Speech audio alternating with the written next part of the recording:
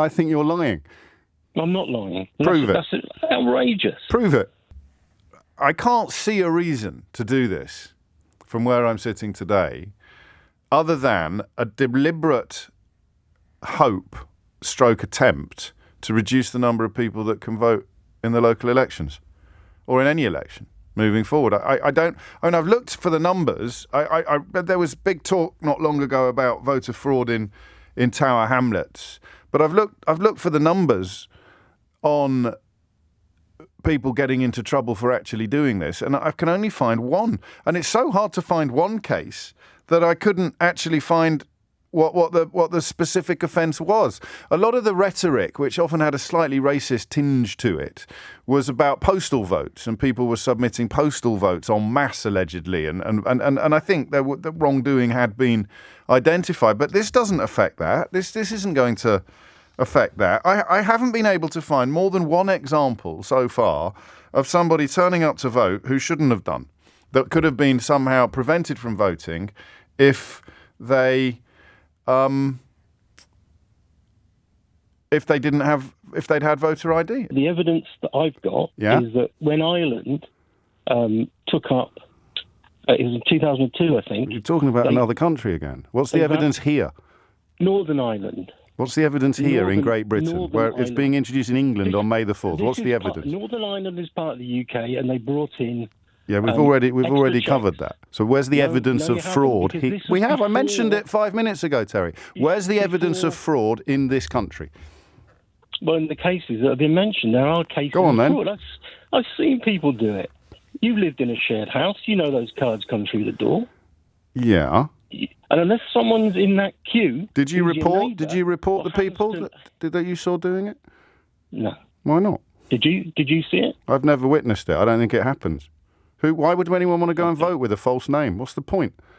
Well, people do. People get politically... But what did you do when you witnessed it, though? What did you do? Well, I was quite young at the time. How old were you? I'd have been 30s. Well, in your 30s? Yeah. And you witnessed electoral fraud? Yeah. And you did nothing about it? I didn't. But you care enough about it to ring a national radio station and tell porcupines? What do you mean a porcupine? You didn't witness it at all, and if you did, then you're complicit in the crime. Well, then the crime does exist. Do you admit that then? No, mate, I think you're lying. I'm not lying. Prove it. That's outrageous. Prove it. An outrageous accusation. Yeah, all right. Well, until you've got something a little bit better than Europe, Ireland, and I witnessed it in my 30s, you're going to sound a little bit ridiculous. There are two reasons why I haven't asked you this question before. The first I've just explained is that I wondered whether levels of excitement and interest would increase as the day loomed ever closer. And the second was just a little bit of discomfort. Now, I don't know whether I've been bullied into this by sort of public, whatever you'd call it, whether the idea of offering up... See, the thing is, if you can be accused of hating your own country because you keep pointing out how bloody stupid Brexit was, then it seems to me fairly clear that you could be accused of hating your own country if you wonder out loud about some elements, even perhaps up to and including the very existence of the monarchy. And I find that quite tiring. I find all these idiots talking about how other people hate the country while they keep voting for saboteurs and arsonists to run the place and inflicting ludicrous self-harming policies upon the entire population. The people who really love our country are the ones who took away your freedom of movement. The people who really love our country are the ones defending gollywogs in Essex pubs. The ones who really love our country are the ones that turned us into the first population in the history of humanity to impose economic sanctions on itself. Yeah, the people who point out why all of this is unnecessary and unpleasant, they're the real traitors. They've done it to Joe Biden today. They're accusing Joe Biden of hating Britain. Who exactly are we going to end up trading with, do you think? By the time this lot are finished alienating absolutely everybody with whom we have any relationship whatsoever. We're already massively weakened when it comes to international trade.